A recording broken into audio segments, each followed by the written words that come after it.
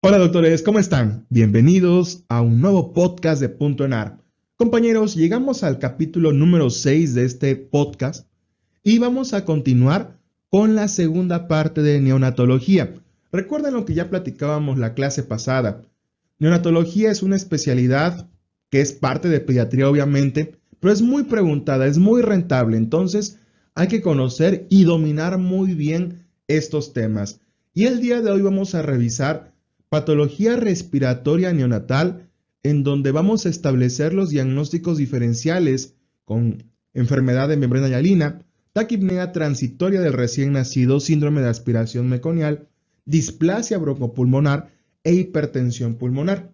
También vamos a ver patología digestiva neonatal, sobre todo enterocolitis necrotizante y estenosis hipertrófica del píloro, y además también veremos algunas malformaciones neonatales. Así que compañeros, tenemos mucho que repasar el día de hoy. Nuevamente recuerden, este podcast está totalmente enfocado para términos en ARP, no es para práctica médica, es para pasar el examen nacional aspirantes a las residencias médicas. Y también, sobrinos, recordarles que son podcasts de repaso, idealmente para que su aprovechamiento sea al máximo, ustedes ya debieron haber revisado previamente. Así que compañeros, si estás de camino al trabajo, si estás a punto de dormir, saludos a todos ustedes, gracias por seguirnos escuchando y vamos a iniciar.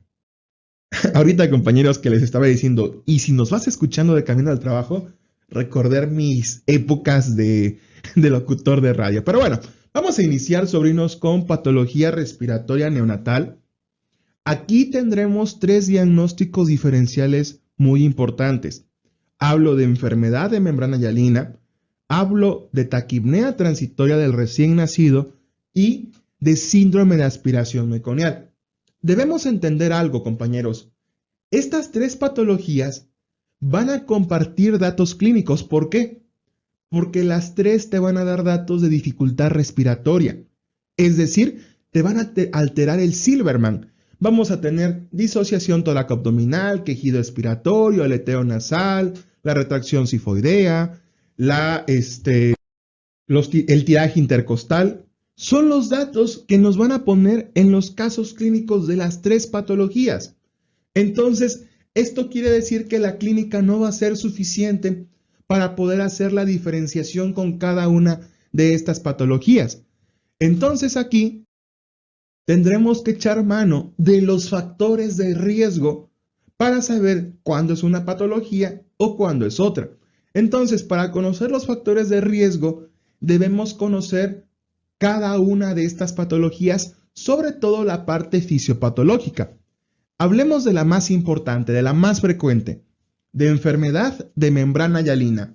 La enfermedad de membrana hialina, el principal factor de riesgo va a ser un paciente prematuro, sobre todo pacientes de menos de 34 semanas de gestación que no hayan recibido un tratamiento con maduración pulmonar, ya sea con betametasona o con dexametasona. Y bueno, aquí ¿qué tiene que ver que sea prematuro? Bueno, que nosotros antes de la semana 34 no tenemos una maduración adecuada del factor surfactante. ¿Y qué es el factor surfactante, compañeros? Bueno, el factor surfactante es como una grasita que va a permitir que los alvéolos se expandan de forma sencilla con la inspiración. Se los explico de esta forma. Imagínense que los alvéolos pulmonares son globos. ¿Y qué pasa cuando ustedes inflan un globo en un inicio? Se puede expander sin ningún problema. Sin embargo, si por alguna razón lo salivan mucho, esa saliva cuando desinflan el globo pega a las paredes. Entonces, cuando tú quieres volver a inflar ese globo ensalivado, por lo mismo de que esa saliva va a estar pegando a las paredes, ahora te va a dar más trabajo volverlo a inflar. ¿Por qué? Porque esa saliva está formando la tensión superficial del agua. Esta tensión superficial es lo que permite, por ejemplo, que las hojas floten encima del agua. Entonces, esa tensión superficial no va a permitir la expansión del alvéolo, del globo. Así que, por ejemplo, si ustedes en el globo, en el ejemplo del globo, le ponen jaboncito, le ponen aceitito, van a ver que sin problema se va a volver a expandir ese globo. ¿Por qué razón?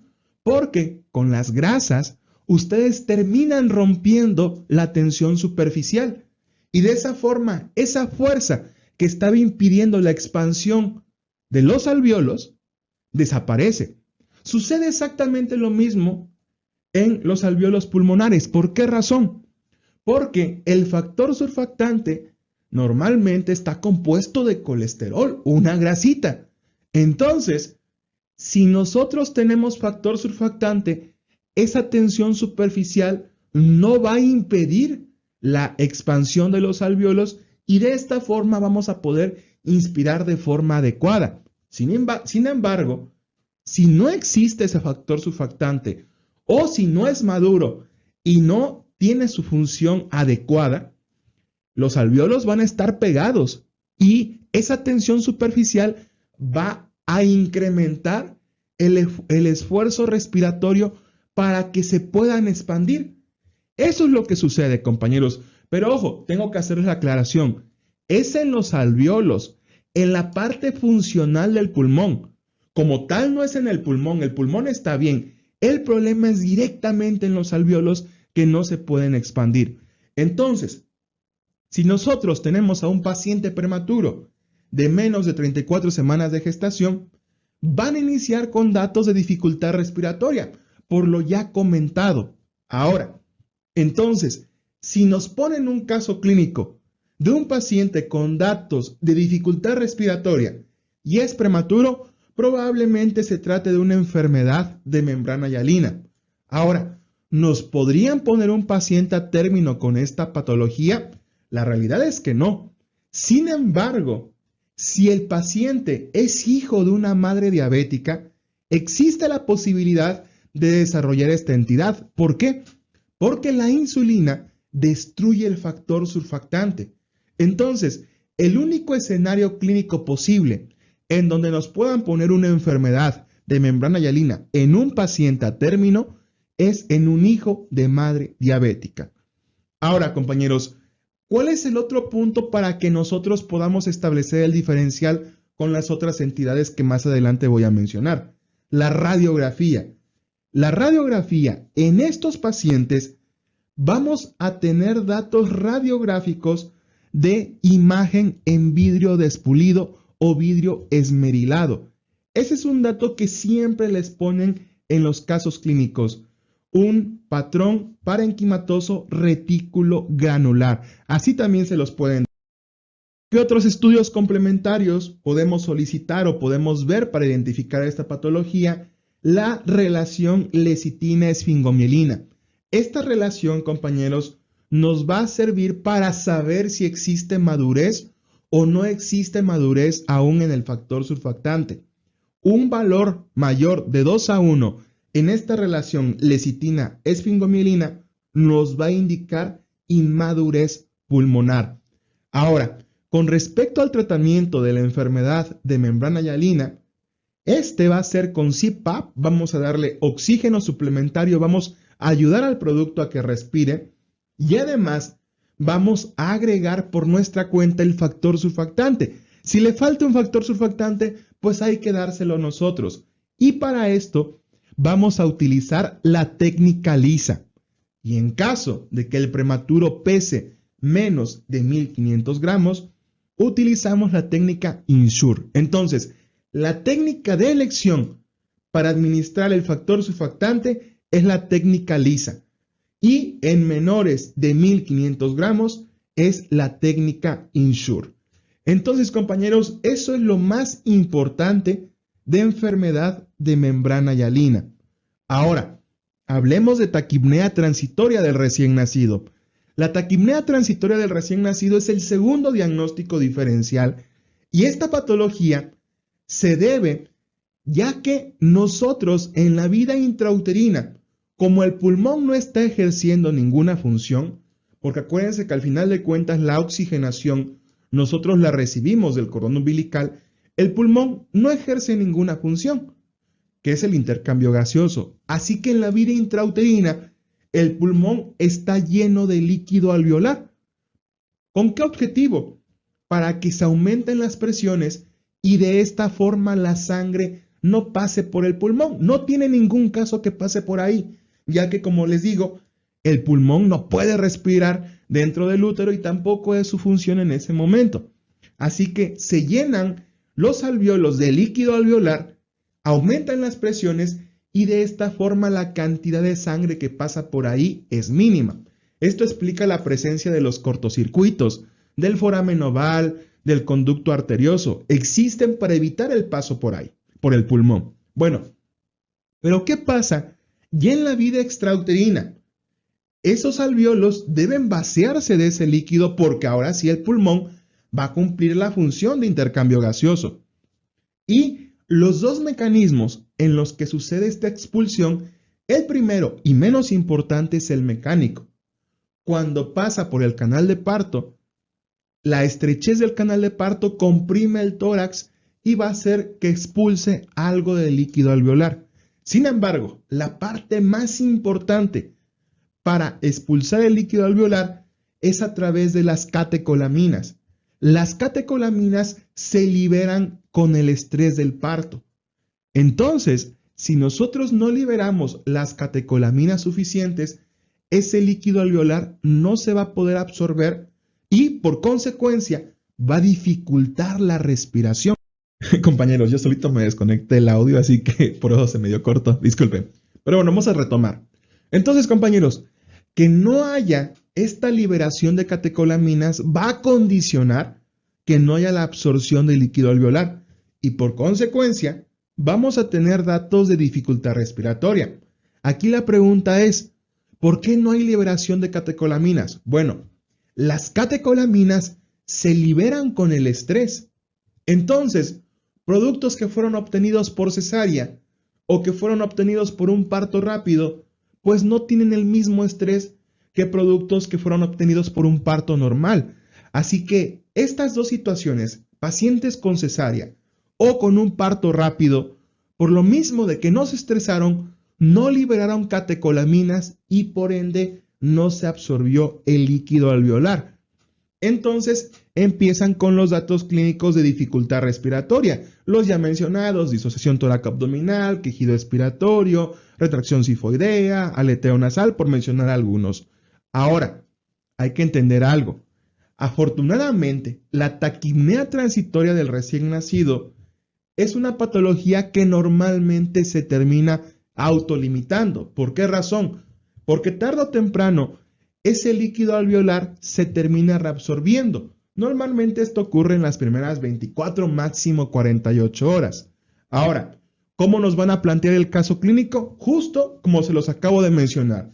Normalmente va a ser un recién nacido a término, que esto ya nos ayuda a hacer la diferenciación con la enfermedad de membrana hialina, que es en un paciente pretérmino. Eso es lo primero. Y lo segundo es que fue obtenido por un parto rápido o por una cesárea. Además, la patología nos dice qué dato clínico va a presentar principalmente este paciente.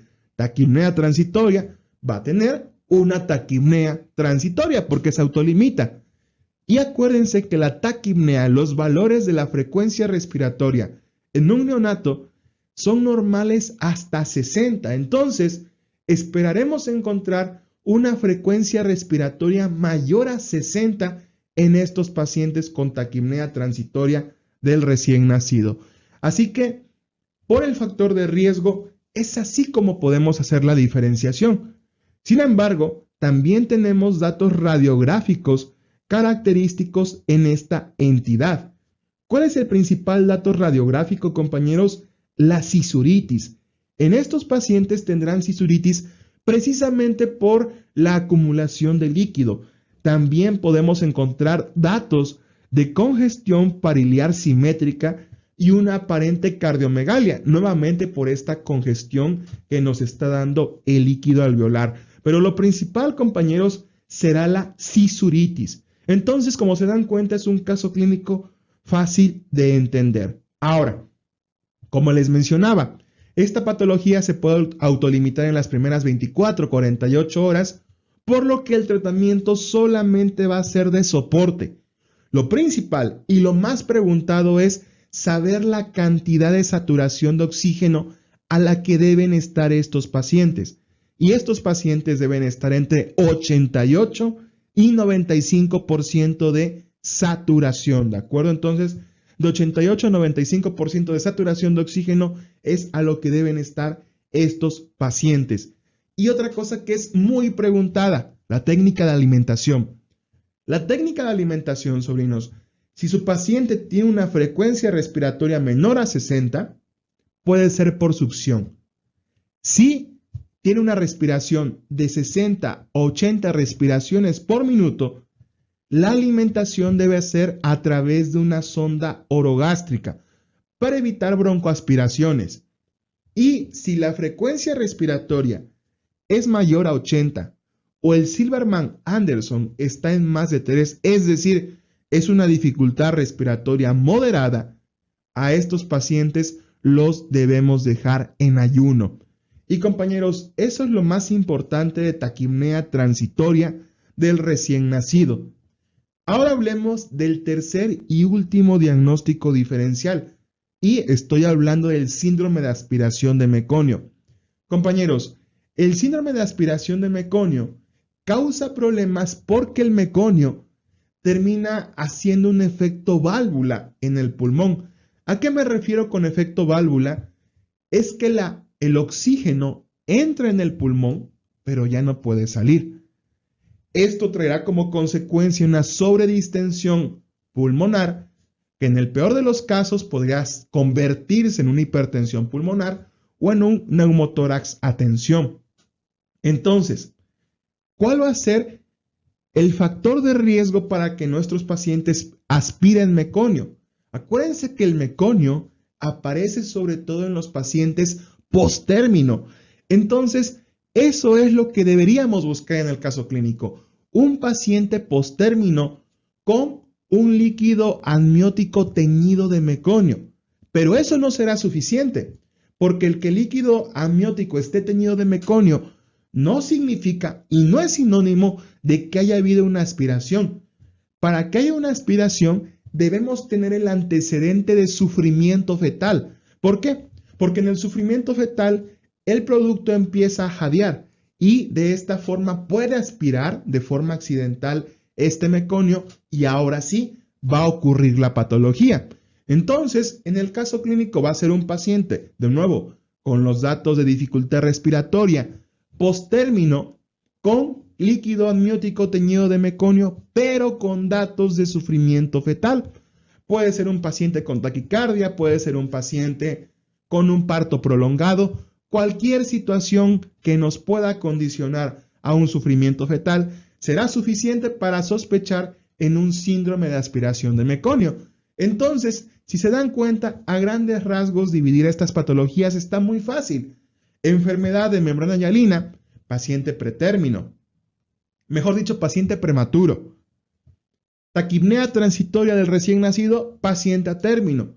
Síndrome de aspiración meconial, paciente posttérmino. Acuérdense, compañeros, que estos son generalidades. Normalmente es así como deberían reportar o poner los casos clínicos.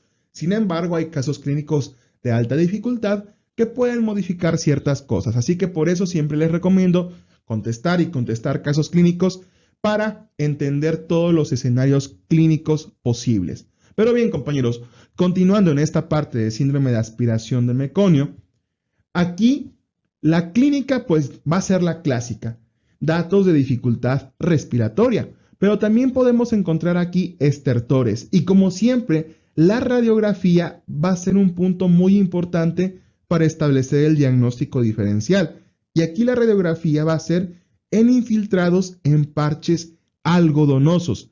Eso que no se les olvide, radiografía en síndrome de aspiración meconial, infiltrados en parches algodonosos. Y abro un paréntesis para recordar las otras. Compañeros, en enfermedad de membrana hialina, ¿cómo está esa radiografía? Como un patrón retículo granular en vidrio esmerilado.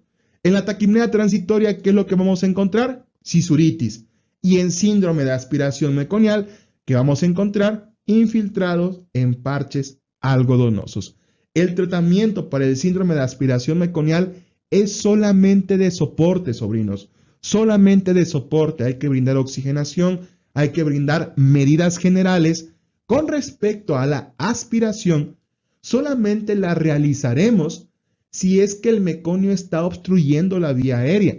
Si no está obstruyendo la vía aérea, no realizaremos aspiración. El antibiótico, compañeros, ¿hay que dejar antibiótico en estos pacientes? No. ¿Por qué razón? Porque el meconio es un líquido inerte, es decir, mejor dicho, no inerte, un líquido estéril.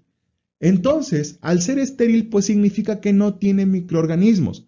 Esto no significa que no pueda ser un caldo de cultivo para que en situaciones futuras se desarrollen infecciones. Sin embargo, no se da antibiótico de forma rutinaria a excepción de que existan datos de infección.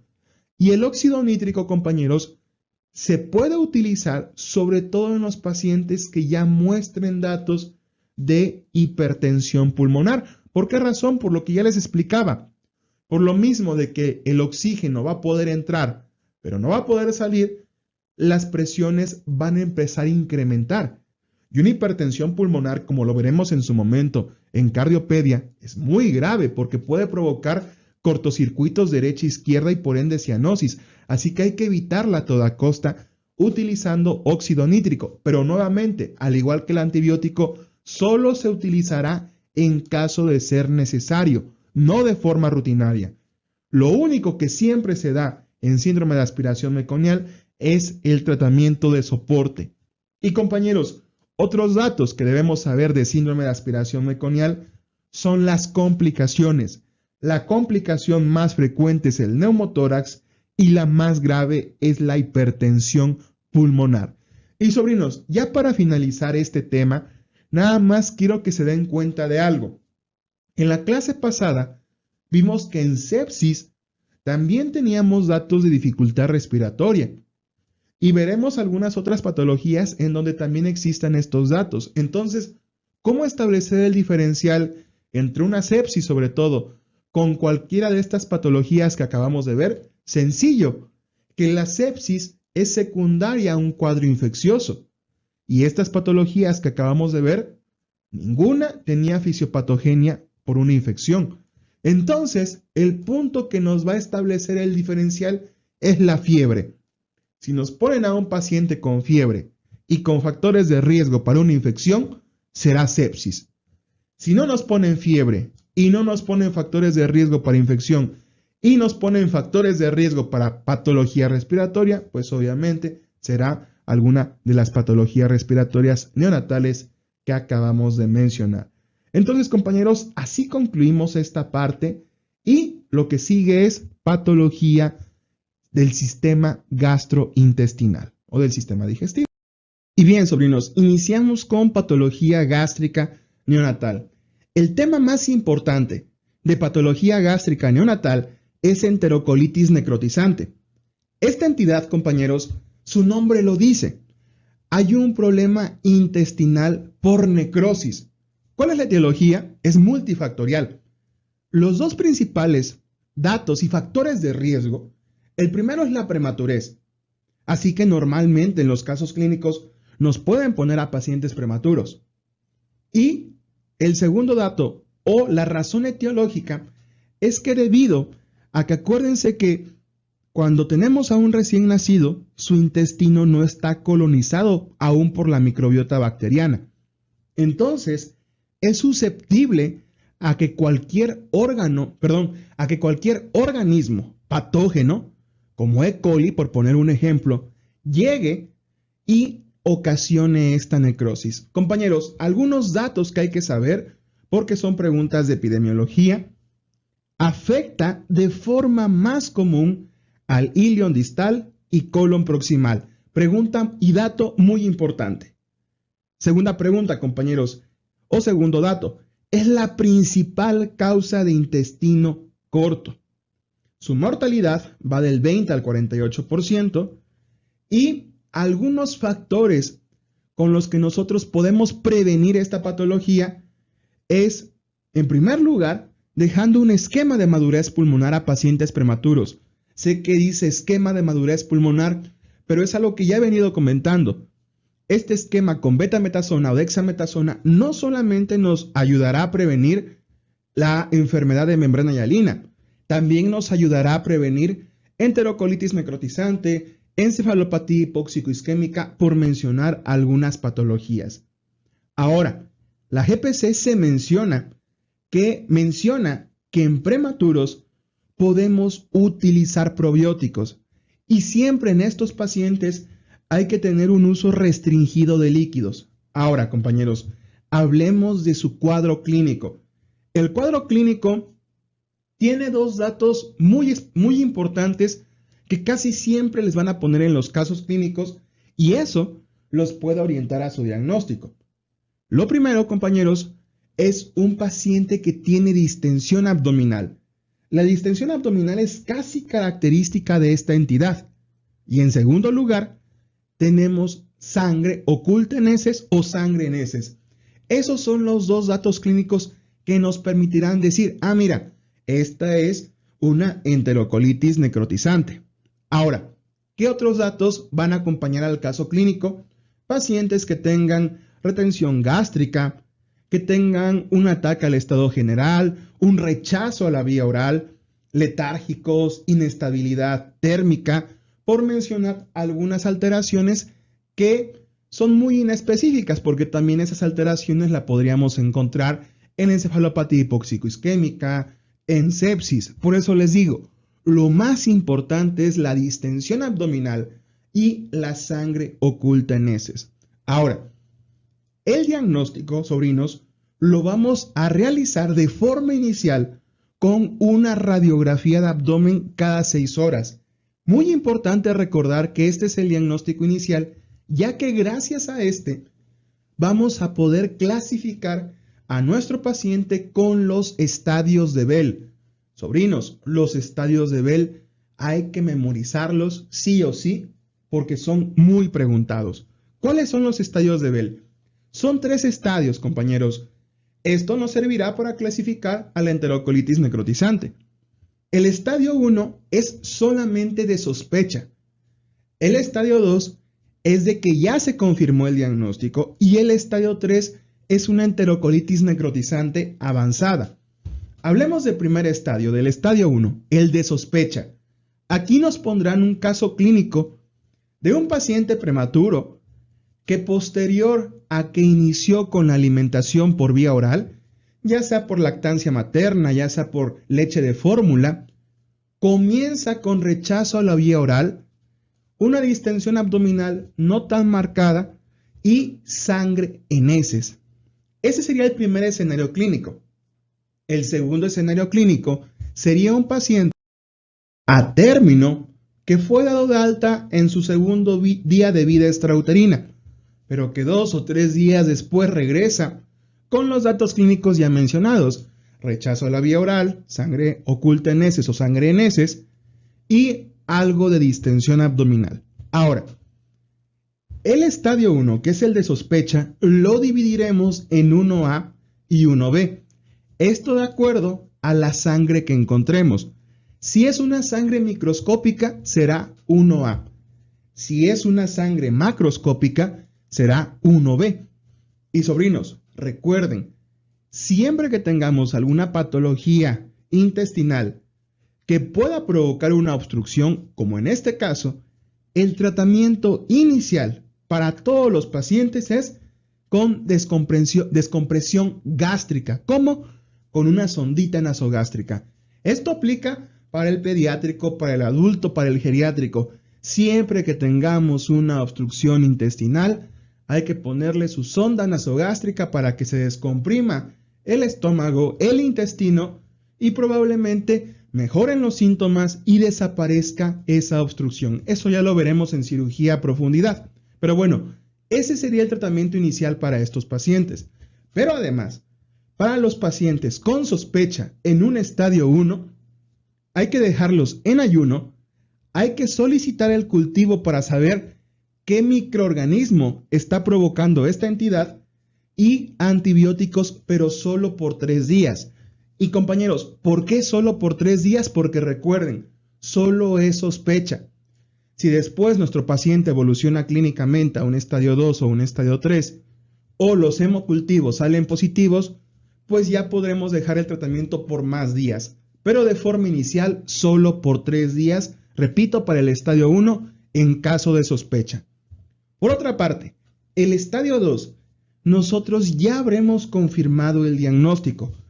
Clínicamente estos pacientes ya tienen una distensión abdominal mucho más notable e incluso muchas veces ya te ponen en el caso clínico una distensión abdominal mayor a 2.5 centímetros.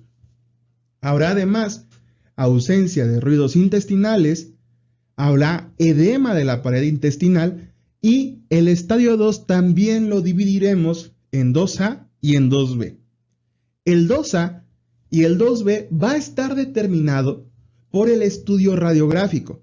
Si la radiografía nos arroja un 2A, es porque tenemos una imagen en doble riel y eso nos estaría hablando de una neumatosis intestinal. Por otro lado, si ya tenemos gas en vena porta, sería un estadio 2B. El tratamiento, sobrinos, es prácticamente el mismo. Hay que dejar ayunos, cultivo, pero además aquí el antibiótico, como ya estamos confirmando nuestro diagnóstico, para el estadio 2A será por 10 días y para el estadio 2B, cuando ya tengamos gas en vena porta, será por 14 días. Además de que hay que solicitar la interconsulta con el cirujano pediatra por las posibles complicaciones de esta entidad. Finalmente, para el estadio 3, que ya es un estadio avanzado, también lo vamos a dividir en 3A y 3B. Para el 3A, el paciente va a tener ascitis. Y aquí prácticamente el tratamiento sigue siendo el mismo: ayuno, cultivos, antibiótico por 14 días, podemos agregar bicarbonato y estabilizar a nuestro paciente porque seguramente tendrá un desequilibrio hidroelectrolítico. Sin embargo, un estadio 3B es porque el paciente ya tiene datos de neumoperitoneo. Y compañeros, siempre que tengamos un neumoperitoneo es porque ese intestino ya se perforó, esa necrosis ya se perforó. Así que aquí no habrá otra opción más que realizar un tratamiento quirúrgico. Eso, sobrinos, es lo más importante de enterocolitis necrotizante. Ahora, un punto que nos puede causar mucha confusión es el uso de antibióticos. ¿Por qué? Porque ¿qué antibióticos vamos a utilizar? Y es aquí la guía de práctica clínica no es tan clara. E incluso hay una recomendación en donde se menciona que el clínico es el que tiene la mejor decisión dependiendo de la epidemiología, dependiendo de los agentes causales más frecuentes que afecten a los neonatos de ese hospital. Sin embargo, de forma muy general, compañeros, casi siempre el tratamiento antibiótico de elección va a ser el mismo que para una sepsis temprana: ampicilina más gentamicina, pensando en que son los mismos agentes, principalmente E. coli. Entonces, compañeros, eso es lo más importante de enterocolitis necrotizante. Ahora hablemos de los defectos gastrointestinales neonatales. Aquí tenemos varios y empezamos con ónfalocele y gastrosquisis. Este primer tema es sencillo. ¿Por qué razón? Porque solamente hay que recordar cuál es el defecto que se encuentra en línea media y tiene recubrimiento peritoneal y cuál es el defecto que se encuentra en la línea paraumbilical derecha y no tiene recubrimiento. Es muy sencillo, pero antes de entrar al tema, recuerden que estas dos entidades son defectos del cierre de la pared abdominal. Este defecto de cierre ocasionará que las vísceras se vean expuestas al exterior. Hablemos entonces del ónfalocele. Sobrinos, ¿se acuerdan que les acabo de mencionar que lo importante es saber qué defecto está en línea media y tiene recubrimiento con peritoneo? Pues justo es el ónfalocele. Y su nombre nos los dice. Ónfalo significa cordón umbilical o ombligo. Cele significa una especie de herniación con recubrimiento. Entonces, el mismo nombre nos está diciendo que es en línea media, porque en la línea media se encuentra el ombligo, y cele porque tiene recubrimiento con ese peritoneo. Entonces, de esa forma lo pueden recordar. Ahora, podremos pensar que el onfalocele es el que tiene mejor pronóstico porque estas vísceras están recubiertas con peritoneo, pero no es así, sobrinos. ¿Por qué razón? Porque a pesar de que efectivamente el riesgo de complicaciones en esas vísceras es menor, el grave problema en onfalocele es que es una patología que está muy relacionada con otras malformaciones.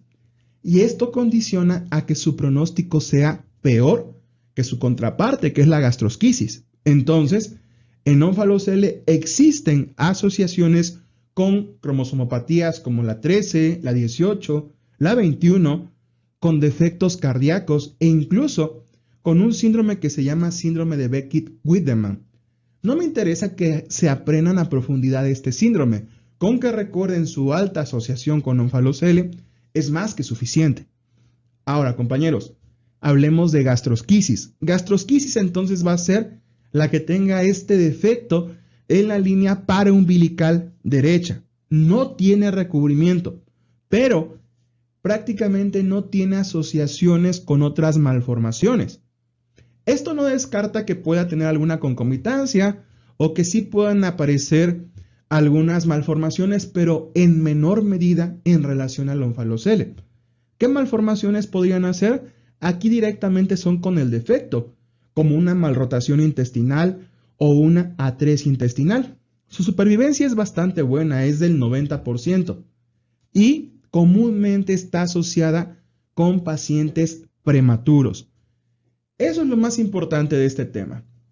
Ahora, sobrinos, con respecto al tratamiento, se supone que lo ideal es recibir a estos pacientes por vía vaginal. Sin embargo, desde mi punto de vista es un poco traumático para la mamá, para el médico que recibe, e incluso para el mismo paciente. Pero sin embargo, así se menciona en las guías, que tiene que ser por vía vaginal, que solo debe ser por vía cesárea si el defecto es mayor de 5 centímetros o si existe la presencia de tejido hepático en el defecto. Son las dos situaciones en las que se preferiría realizar cesárea. Con respecto al tratamiento de cada una de estas entidades de forma específica, para el onfalocele vamos a hacer una técnica de Luca para hacer el cierre. Pero en caso de que ese defecto esté roto, que esa bolsita está ya roto, utilizaremos la técnica de Schuster. Con respecto a la gastrosquisis, el tratamiento es con silos, ¿de acuerdo? Así como donde guardan los granos, así se le llama silos. ¿Por qué? Porque de esta forma vamos a recubrir ese tejido intestinal que está eviscerado. Bien, sobrinos, ahora hablemos de las atresias. Una atresia, sobrinos, es, digamos que una interrupción en la luz de un tubo, es decir, deja de pasar el contenido por ese tubo. Tenemos atresias, por ejemplo, esofágicas, en donde no puede pasar la comida por el esófago, atresias intestinales, en donde no puede pasar ese bolo alimenticio por el intestino. Esas son las atresias. Digamos, en términos coloquiales, se tapa un tubo. Entonces, con respecto a la atresia esofágica, aquí nos daremos cuenta que el paciente tiene esta entidad debido a que existe un polidramnios cuando hagamos un ultrasonido.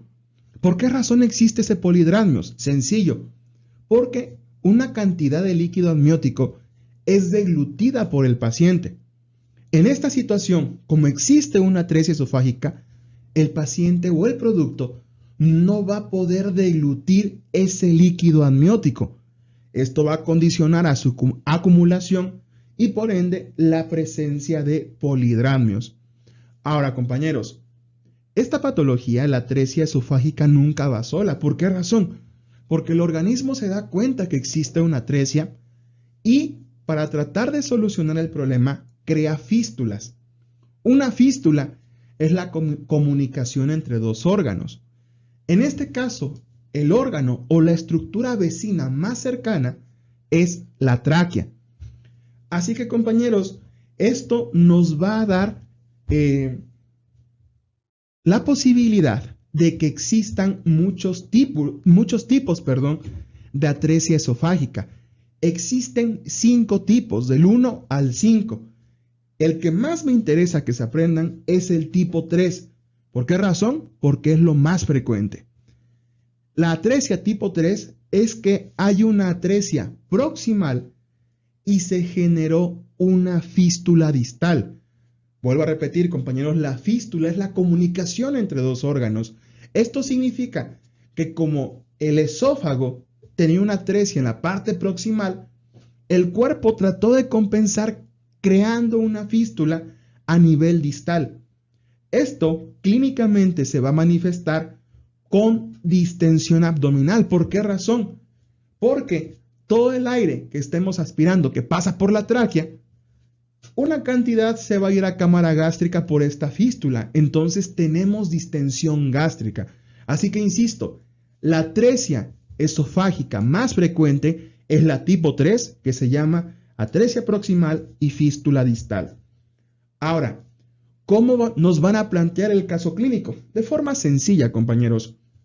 Nos van a poner a un paciente al que de forma prenatal tuvo polihidramnios y al momento del nacimiento hubo una imposibilidad para pasar la sonda nasogástrica. Además, el paciente va a estar cialorreico. ¿Por qué razón?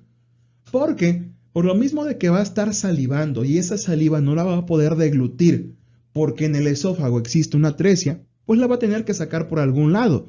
Entonces, clínicamente tendremos una cialorrea. Además de que será un paciente que al momento de darle alimentación por seno materno, por fórmula láctea, tendrá cianosis y atragantamiento con las tomas.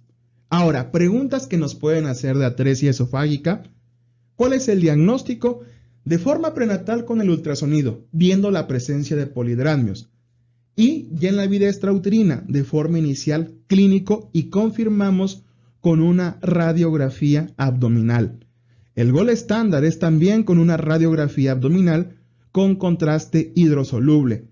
El tratamiento forzosamente debe ser un tratamiento quirúrgico, hay que corregir ese defecto y nos van a preguntar, compañeros, ¿cuál es la complicación más frecuente de esta cirugía? La respuesta es reflujo gastroesofágico. E incluso hay como una mnemotecnia para recordar los puntos más importantes de atresia esofágica que dice así. La atresia esofágica, la más frecuente es la tipo 3 y la complicación más frecuente es el reflujo gastroesofágico. Entonces, atresia tipo 3, complicación más frecuente, reflujo gastroesofágico. Ahora hablemos de la atresia más frecuente y por ende la más preguntada, es decir, la atresia intestinal. ¿Por qué digo que es la más frecuente? Porque es la causa más común de obstrucción intestinal congénita. Y la atresia intestinal puede suceder a distintos niveles. Puede ocurrir en el píloro, puede ocurrir en el duodeno y puede ocurrir en el yeyuno. Lo más común es que ocurra en el duodeno. ¿Clínicamente podremos hacer la diferenciación entre cada una de estas atresias? Claro que sí. Una atresia pilórica se va a presentar con un paciente que tiene intolerancia a la vía oral desde el nacimiento. Eso es muy importante, sobrinos. ¿Por qué razón? Porque tenemos otra patología que se llama estenosis hipertrófica del píloro, que esa clínicamente se manifiesta de forma similar, con la gran diferencia de que la estenosis hipertrófica del píloro no se empieza a manifestar clínicamente, sino de forma inicial, sino hasta la tercera semana de vida.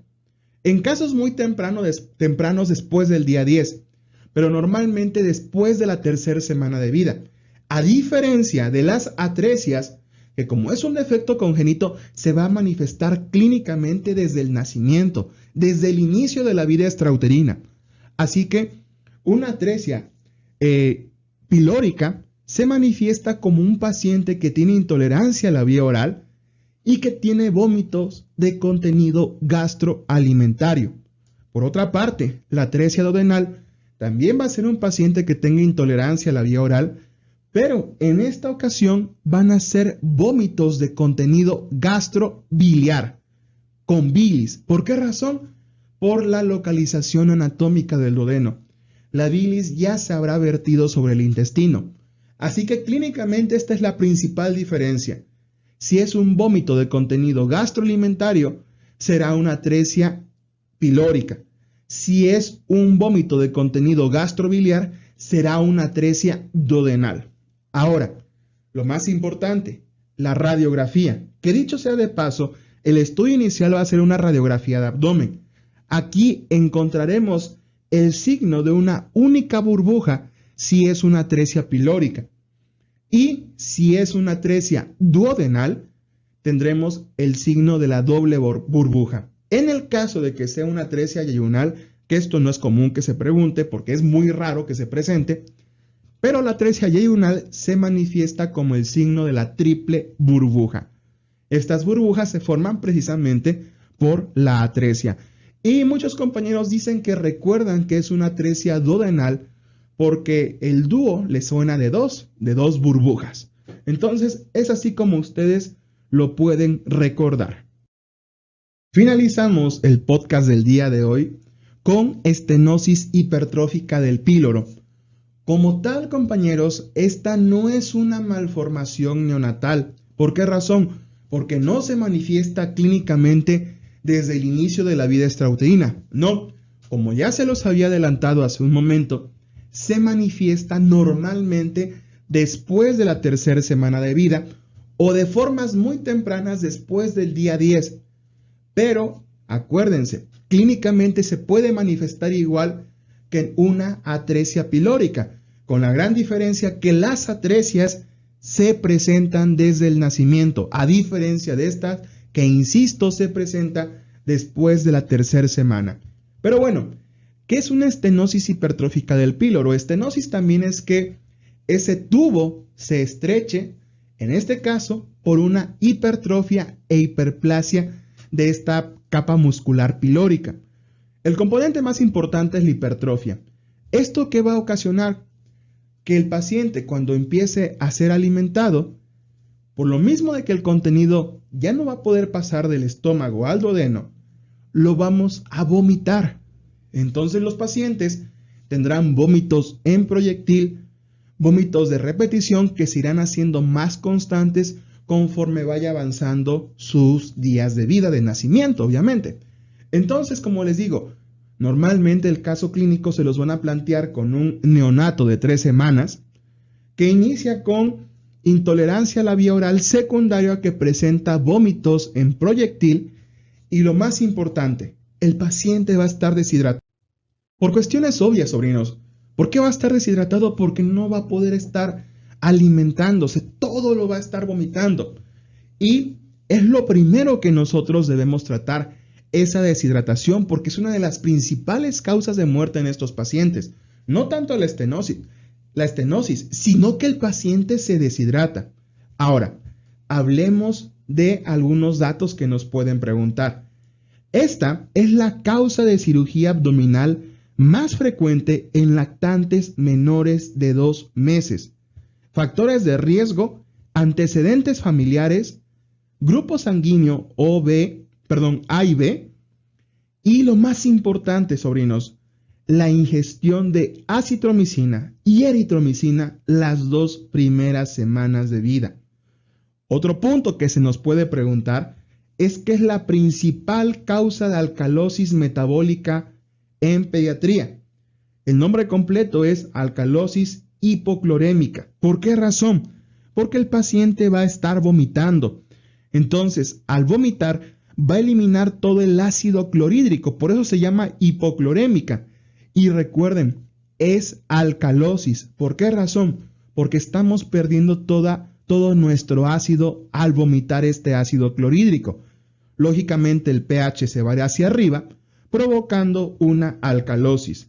Ahora, ¿qué otros datos clínicos también nos podrían orientar a nuestro diagnóstico? Bueno, tenemos un signo patognomónico, que recuerden que el signo patognomónico es la patología sí o sí.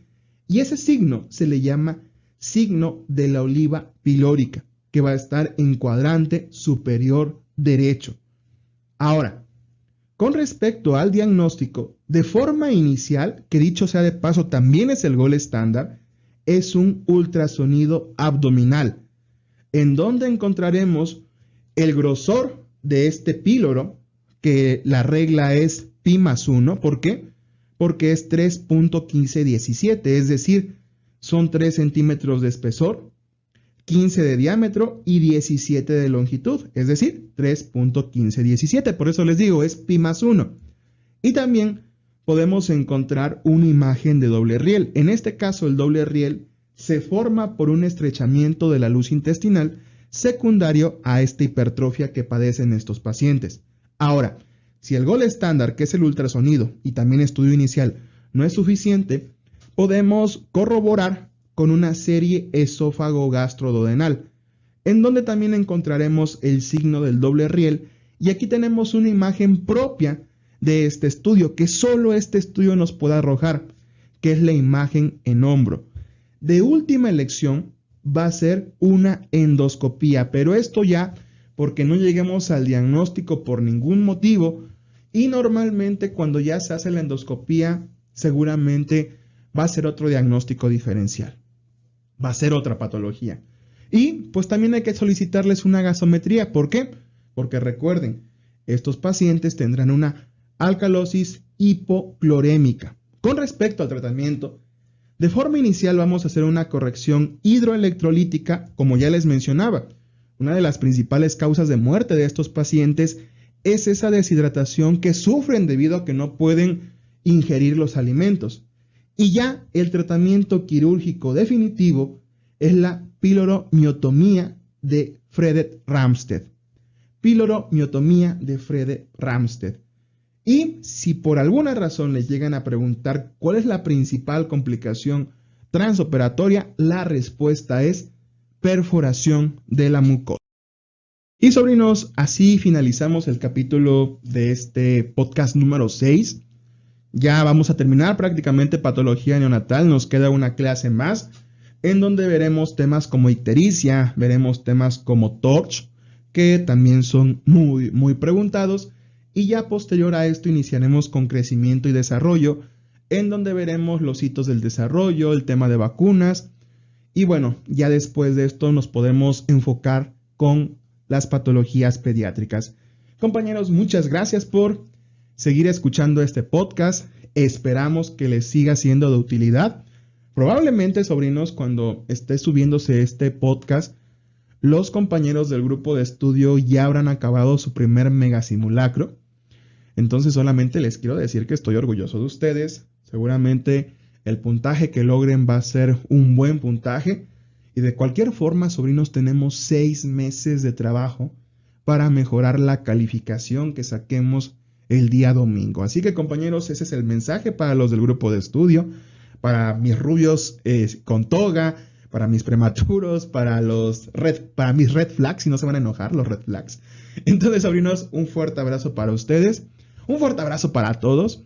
Cuídense mucho, compañeros, y ya saben, si por ahí me llego a trabar, es que a veces me emociono de más y se me va la lengua literalmente y me trabo. Así que una disculpa por ello.